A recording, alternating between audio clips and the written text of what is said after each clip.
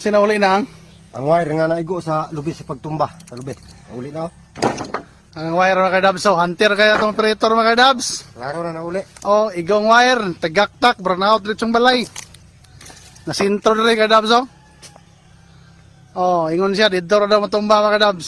Burnout dito yung balay dito mga kadabs oh. Oh. Muna yung balay na mga kadabs. So, gali kay amigo ra. Nangagot dito ganiha. Pero, saan nakaila raman. Oh, ara.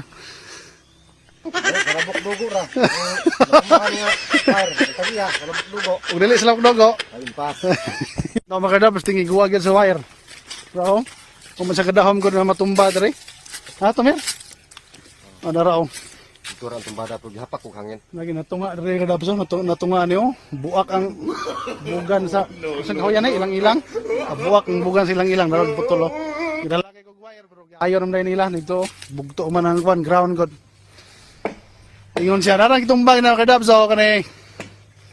Ingon siya dire matumba pero hindi yung may bala ng panahon na straight man on repro long oh. So okay ra kadabs kay wa may ingon nga dakong damage. Ay lang katong mga balay na igo lagi kay hurot gyud. Lan isa na lang kalube. Isa lang. Oh. Tapos big shot to pagyan kayo. Punuan ron. Ha? Mo man ang tulog ka punuan nga lubi karong adlaw makapalit ng tubano o bindod. Kinamos. Ayaw to na kadabs kay inig makasweldo ni kalit lang paragan dito palit og lechon manok. Tinoril ah, naram na di ay sige mas ginamos dia. Sabi lang nila pasingin lang nato kanang kalisod. Nga basta magkugi makapot ra man jud.